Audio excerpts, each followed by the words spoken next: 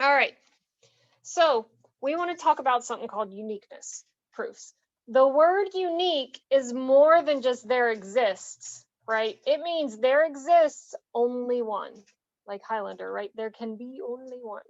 Okay, so you guys are too young for that, huh? All right, so this new notation, this is semi-standard notation. Not everyone uses it, but it's fairly standard. We take the there exists symbol and we put an exclamation point. Okay. So that means there is exactly one.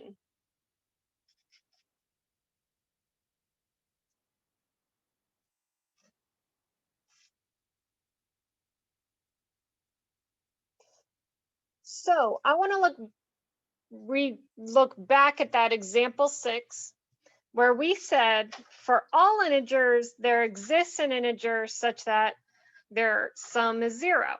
Now we are adding that unique in there. So we're saying more than it exists, we're saying, and there's only one that will work. Okay. So let's see how the proof would look in this case. It's very, very similar. Does anyone remember, first of all, what works for M? What does M need to be? Negative N. Okay. All right. I'm going to zoom in a little. So here we go. Proof. Let N be an element of the integers. I'm going to say note that negative N is an element of the integers, and N plus negative N equals 0. So N qualifies, or so negative N, sorry, qualifies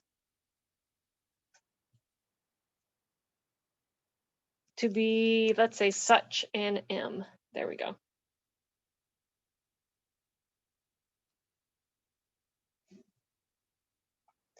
So that shows something exists.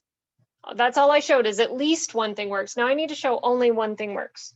So to show uniqueness,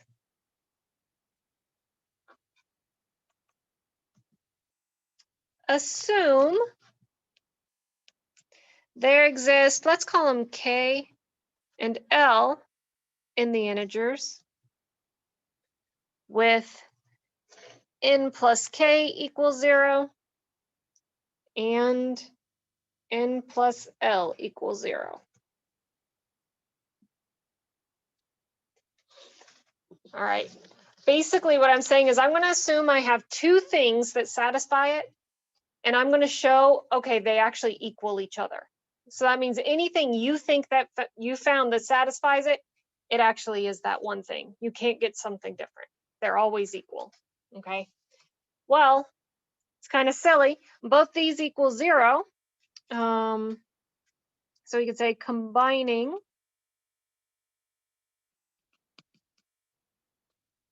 these equations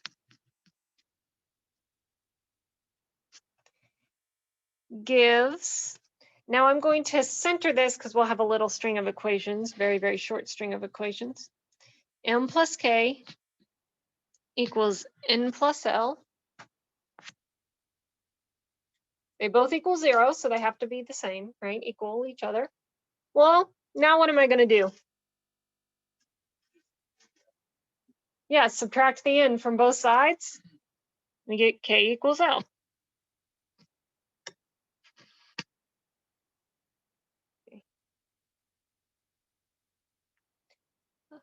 Thus, there is only one integer M such that N plus M equals 0.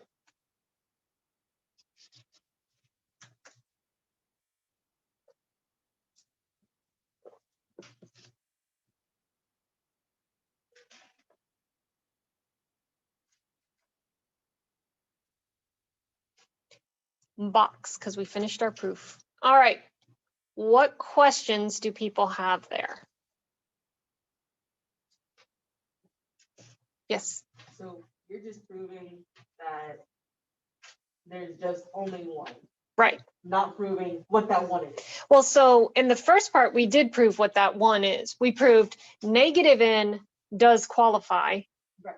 Then we proved if you think you have any two possible things that work, no matter what the heck they are, they equal each other. So combining those together, we did actually prove that negative n is the one only thing. Yeah.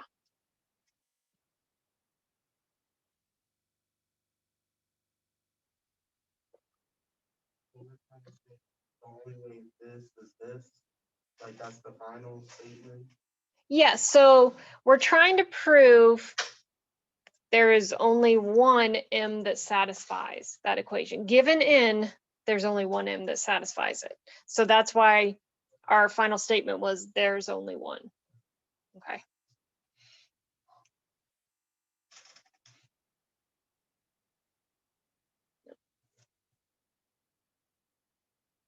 All right.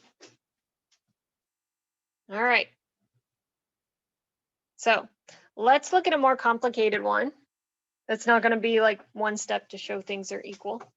So here we have a statement says you're given two natural numbers. So you're just given those, they don't change. So you're told something like 5 and 12, right? 10 and 12, something like that. Okay. Then we want to prove there is a unique number such that this whole statement is always true. Okay. So that statement is that if that number divides into something, or if I have a multiple of that number, then I can get a linear combination to get the multiple, or vice versa. If I have a linear combination of something, that something has to be a multiple of my original D. Okay, that's what that is saying. So it's a little confusing to look at. So you don't have to write this because you're going to want space for your proof, but let's play with numbers. This would be your scratch work on other paper, right? Playing with numbers to get a feel for what the heck is going on. So A and B, I want to pick, let's do 9 and 12. Why not? Okay. So let's play with some linear combinations of 9 and 12. So I could do 9 times 1 plus 12 times 1. 9 times 2 plus 12 times negative 1. 9 times 0 plus 12 times 2. I'm just putting in a bunch of different things, right? 9 times 3 plus 12 times negative 2. Let's take a look at all these. So I'm getting 21, 6, 24, 3. Yep. Okay. So according to this, all these combinations, all these different m's that I found should be a multiple of my 1D that I'm looking for, my unique D. Well, what are those all a multiple of? 3. Okay. And if you played with more numbers, like if you played with, we're not going to work them out, but 4 and 10, you would get 2 as your everything's even. It's a multiple of 2. If I play with 15 and 5, I'm going to get 5. If I play with 24 and 40, I'm going to get 8. Everything ends up being a multiple of 8. Can anyone tell me what the pattern seems to be?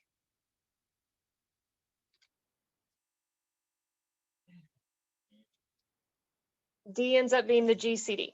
So that's the scratch work behind this proof, okay? That it's going to seem random because we're going to jump in and be like, consider the GCD. That's where it comes from, though. That's the scratch work that leads to that thought, okay?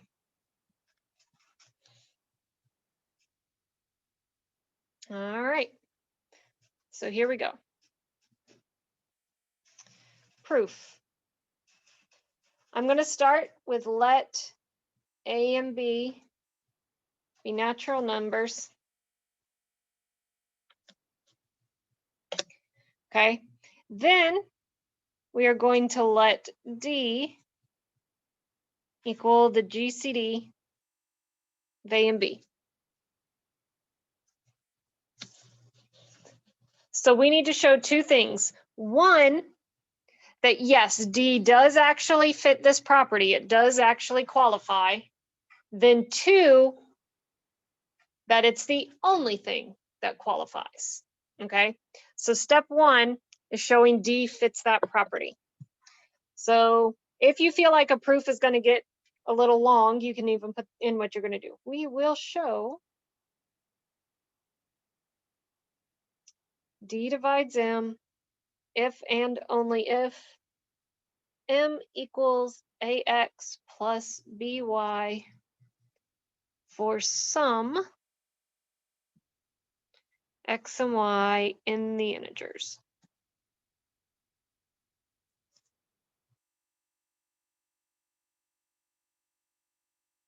That's an if and only if. So now I'm going to have two directions for this one part. Okay, so this one part has two pieces.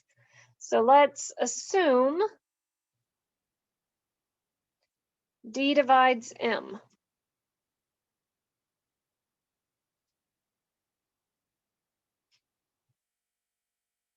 Then M equals D n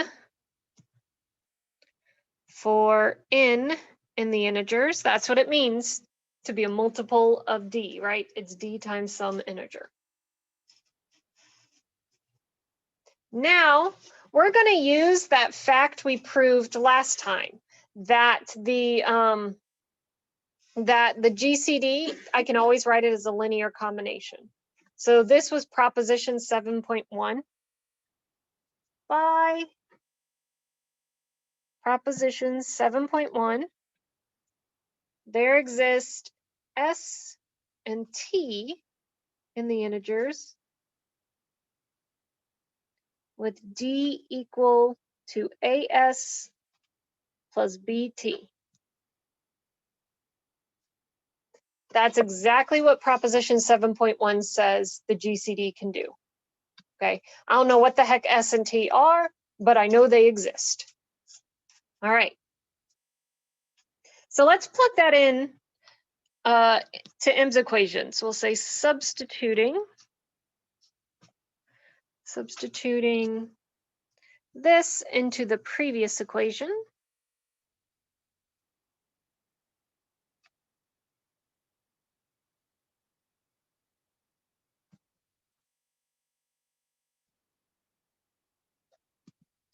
Gives M equals AS plus BT, that whole quantity times N.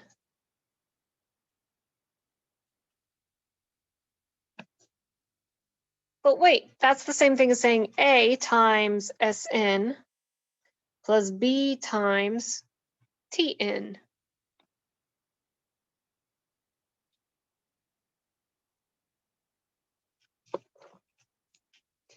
Look at my little if and only if. Right now, I am trying to show that part of the statement. I assume D divided M. Well, I just got M into the proper form, right? It's A times an integer plus B times an integer. So, we're actually done, but we can say since Sn and Tn are elements of Z, M is in the desired form.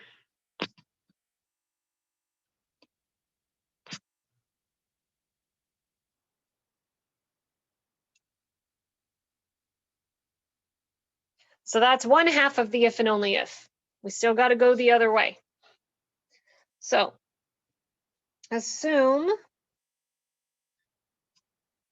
there exist X and Y in the integers with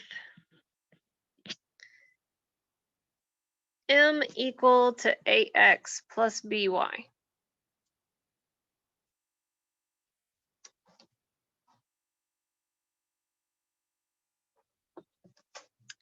Now, I need to show that no matter what combination I used here and got an M, that D is going to divide that M, whatever the heck it is. What do we know about D? What did we set it to be in line 1? The GCD of A and B. So that means A is D times something and B is D times something, right? So since D equals the GCD of A, B, see if I use the same letter as my notes. Okay. A equals DC and B equals D. I'm going to use F. I don't like using E because the letter E often means that number, Euler's number. So, all right, for C and F in the integers, actually natural numbers, but it doesn't matter. Thus, M equals DCX plus DFY equals D times CX plus FY,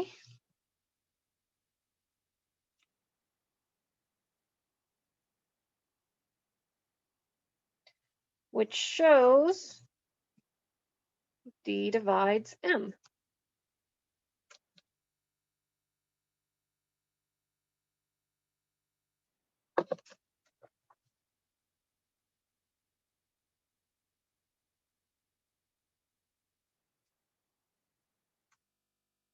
So what we've just shown is that if I let D be the GCD, it qualifies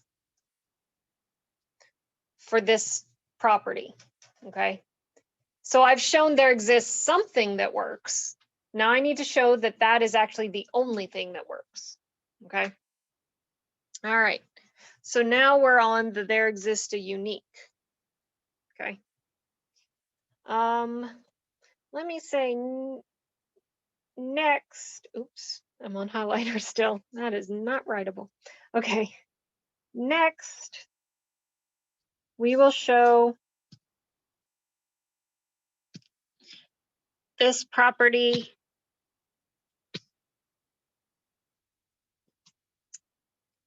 is unique to D equal the GCD of AB.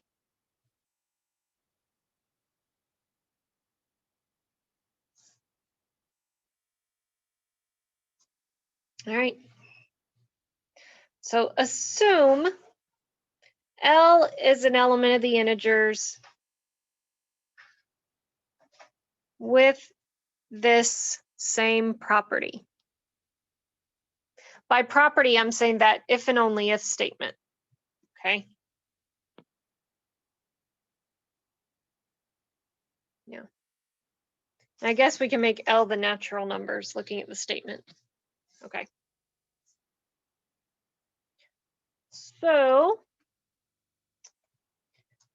L divides M if and only if M equals AX plus BY for X and Y in the integers.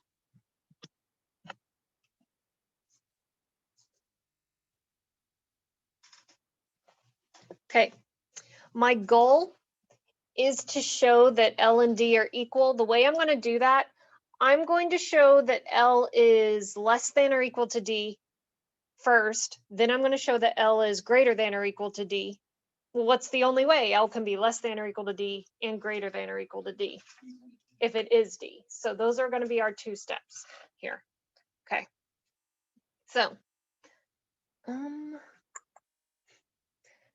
right. Note that X equal 1 and Y equals 0 gives M equal to A.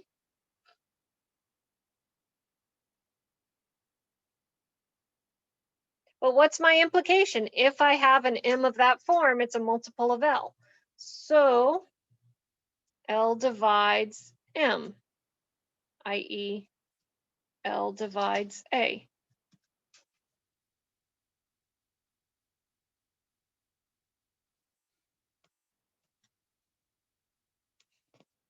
Similarly, D divides A. Well, D is the GCD, we know it does. Sorry. Similarly, L divides B. You would just switch your 1 and 0. If you let X be 0 and Y be 1, you'd get B, okay? Well, if L is a factor of A and L is a factor of B, then he's a common divisor, right? He's a common factor. And what do we know about D?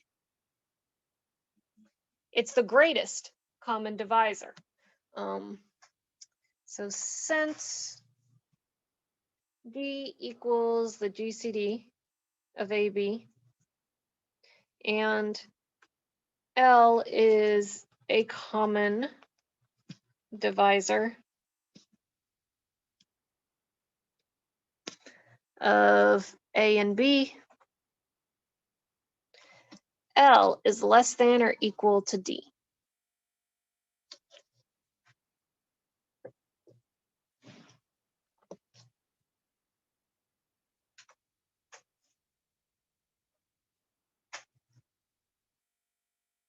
All right, so L is a common divisor, so it can't be any bigger than D. Now we're going to use that if and only if the other direction. So we'll say, note that L times 1 is a multiple of L. So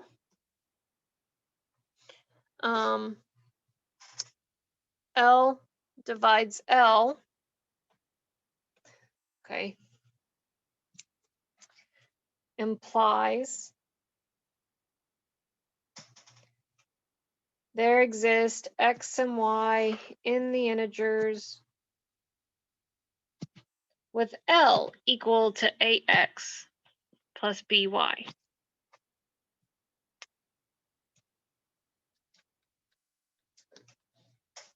So do you guys see what I did there? I let my M be the very first multiple of L, right? M is a multiple of L because L divides M. So I just said M could be 1L, 2L, 3L, 4L, 5L. They all have to work. So I'm going to let M be 1L.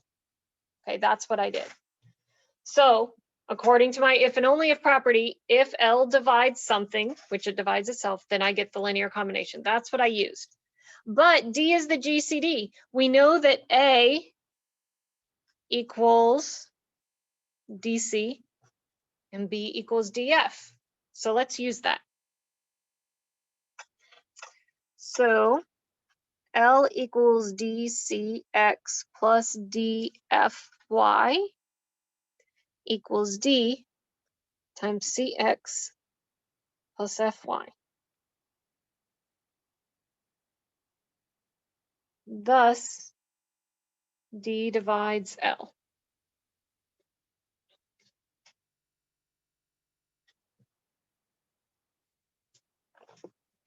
Right, I wrote L as D times an integer. So D divides L. That's what it means. Okay, but they're both natural numbers. Agreed, neither one's negative. It's not like I have -2 divides into +8 or something like that. Or 2 dividing into -8 or something weird. So D divides L means D can't be bigger than L, right? So this means D is less than or equal to L. How can he be a factor if he's bigger? That wouldn't make sense, right? The largest factor is L itself, okay? All right, so we now have 2 useful statements. L less than or equal to D, D less than or equal to L. That's exactly what we said we wanted. Therefore, I guess I'll write it here. Therefore, L equals D, meaning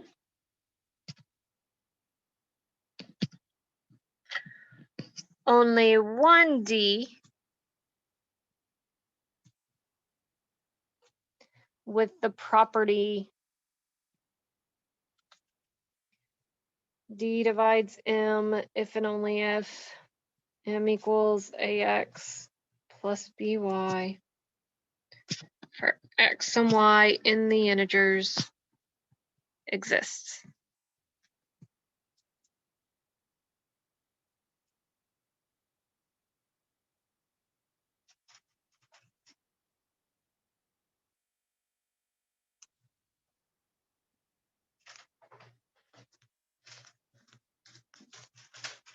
Okay, so that proof again was a little more intricate, but the key with a longer proof, right, is just taking it step by step, understanding step by step. And you notice oftentimes when I write a sentence, I'll stop and explain and talk more. When you're reading a proof in a textbook, that's what you should do. You read a sentence, and if it doesn't jump out at you as obvious, you stop and you think, wait, why? And you may have to look 10 lines up and go, oh yeah, because we said that 10 lines ago, that's why. You know, that's how you read your math textbooks from here on out. What questions do you have on that one?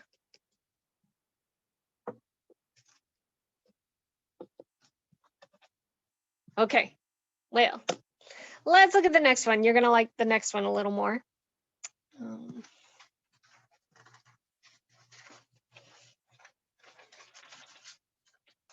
So I call these type 4 and 5.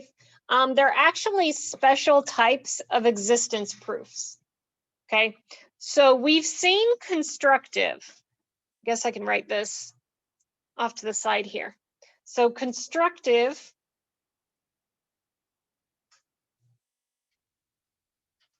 okay, you construct an actual example.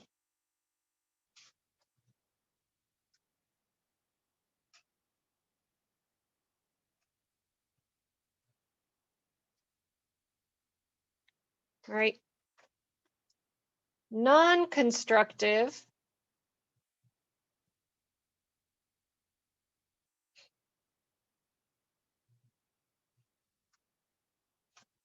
you show it must exist without showing what it really is.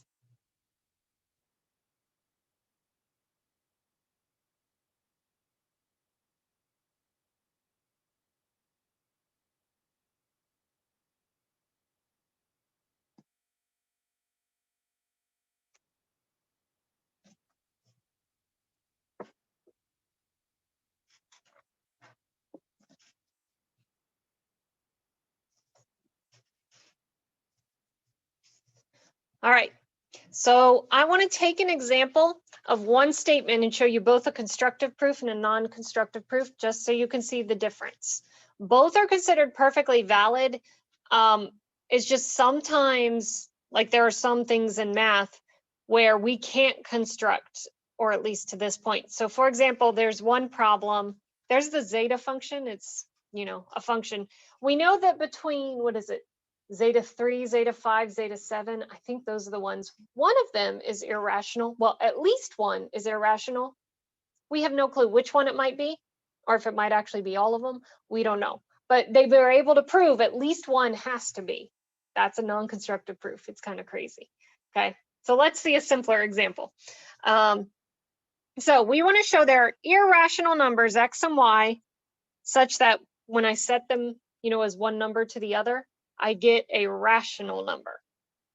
All right, so let's do the constructive proof first.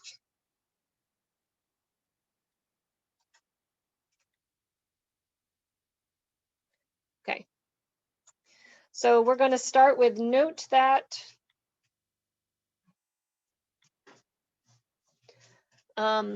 square root of 2 and log base 2 of 9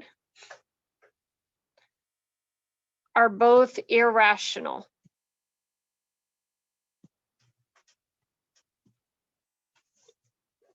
Okay, now technically we've seen that square root of 2 is irrational. That was the first or second proof by contradiction we did.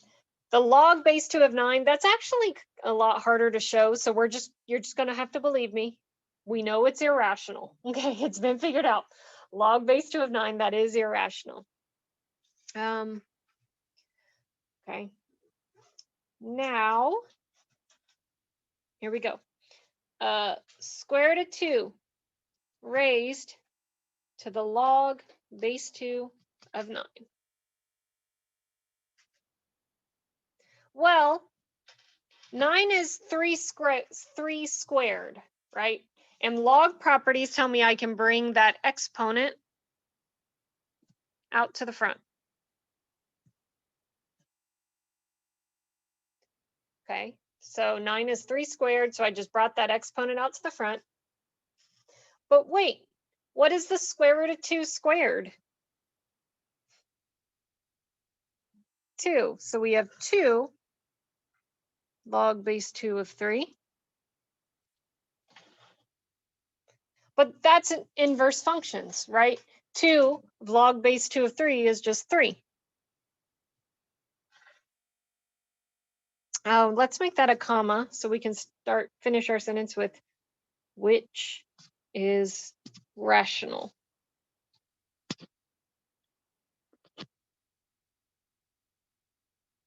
End of proof.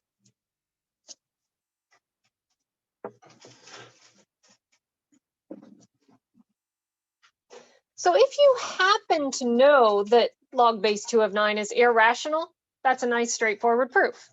But that fact in itself, like I said, is not easy to prove.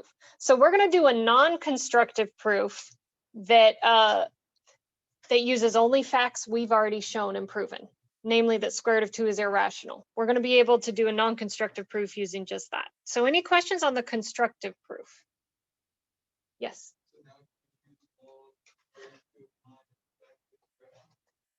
Yeah, I'm not sure you'll need the fact that log base 2 of 9 is irrational again, but yeah, you can use it if you need it. Okay. All right. So let's look at a non-constructive proof.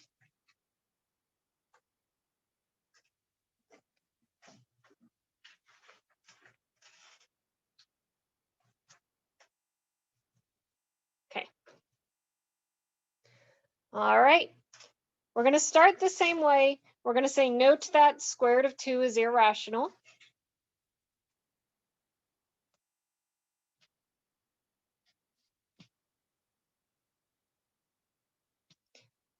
So if square root of 2 raised to the square root of 2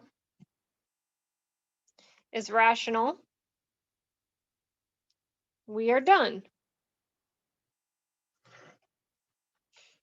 We're not done with the full proof, but you see what I'm saying? If that one happens to give me a rational, it qualifies for my statement because it's irrational to irrational giving me rational. Okay, so that's kind of my case one. If that one works, it works, we're done. Okay, if not, what would that mean? If it's not rational, what is it? Irrational. If not, square root of 2 to the square root of 2 is irrational.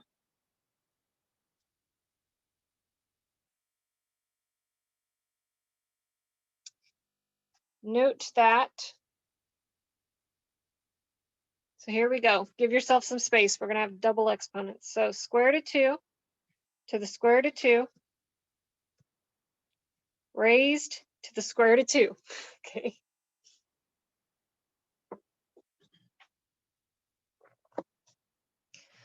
Exponent rules. What do I do with those exponents? Multiply them together. So we get square root of 2 as my base, just raised to a 2, which is 2.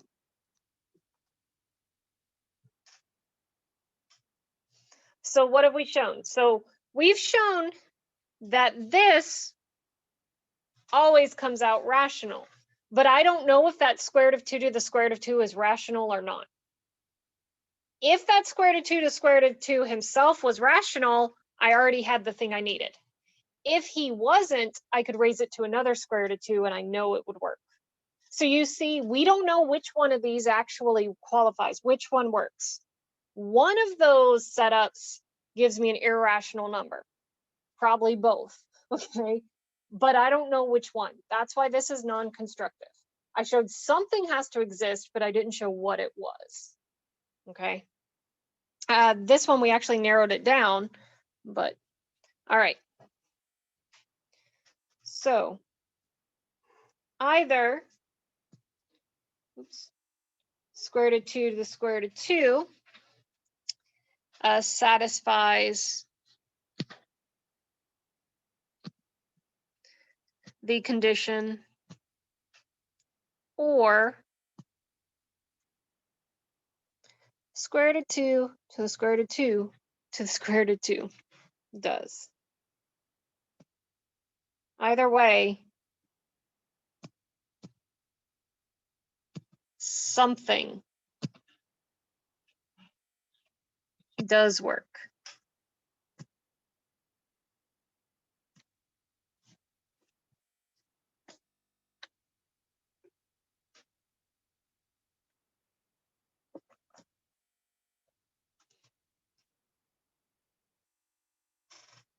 With the math you guys will mostly be dealing with as undergrads, most of the time you'll be able to do stuff constructively. You'll be able to find it specifically. It's as math gets higher and higher and gets harder and harder, you can get to points where I don't know if I can construct what that actually is. I can just show something must work. Okay. All right. Questions on that one?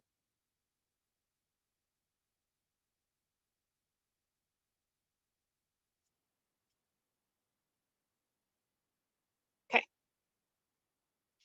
So here's one using your favorite thing, proposition 7.1 from last time, but this one won't be bad. We want to prove that if a prime divides a product of two integers, it must divide at least one of the integers. Okay. It's very important here that we have the word prime. This would not be true if it wasn't prime. So for example, 4 divides 2 times 6, right? But 4 does not divide 2 and 4 does not divide 6. Okay, so I need a prime here. So if I take 3 divides, 15 times 8, right? 3 does go into 15. Okay. All right. Here we go. So this one, we're actually, it says use proposition 7.1. That proposition is the one that said, if I have the GCD, I can get a linear combination. Okay. That's what that said. So here we go. Proof. And again, the way you come up with this is by playing with it, playing with it, playing with it. So I played with it until I came across this approach. Okay. So we are going to, I need to assume a prime divides a product of two integers. So let A and B be integers and P be a prime such that P divides AB.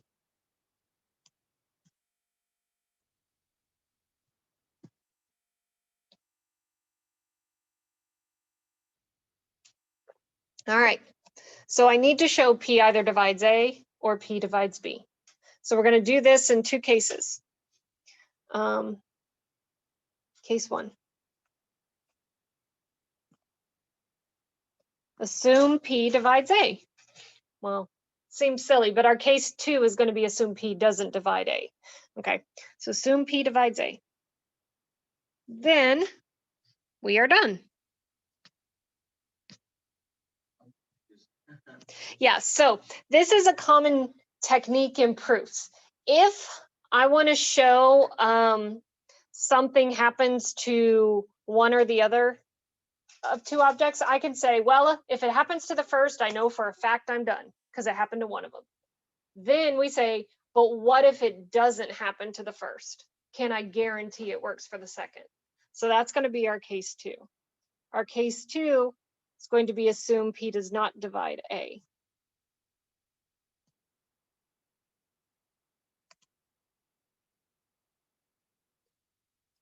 So you guys see how that covers every possible situation?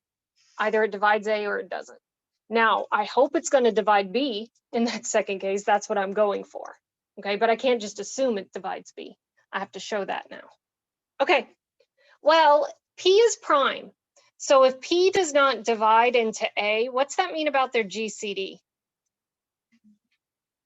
It's 1, because if A had P as a factor, then their GCD would be P, but it doesn't. So my only possible factors of P are 1 and P. So GCD is 1.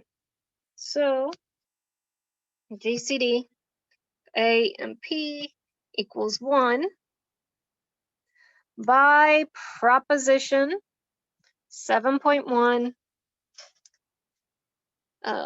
There exist S and T in the integers with 1 equal to AS plus PT.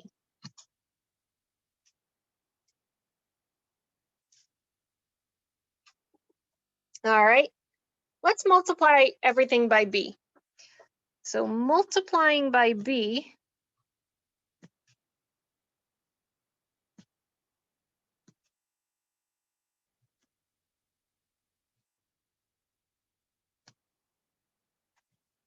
gives, we go, B equals ABS plus PBT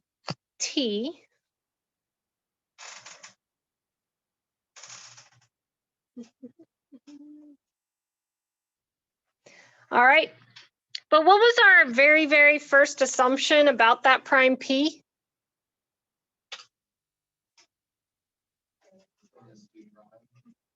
Okay, what was our second assumption? It divides AB, right? So here I have an AB. So here we go. But P divides AB means AB equals P times, let's use M, I guess, for M in the integers.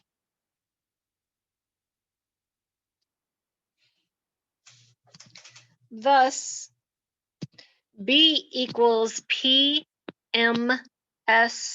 plus PBT equals P times MS plus BT.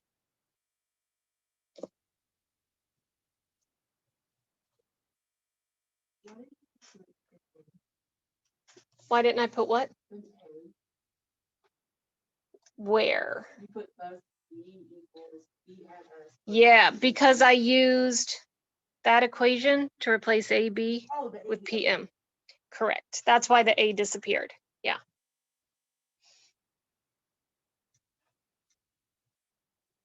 All right. But what did I just show? P divides into B, right? P is a factor of B. Ergo, we haven't said that in a while. Ergo, P divides B. All right, let's close up our proof. Therefore, either P divides A or P divides B.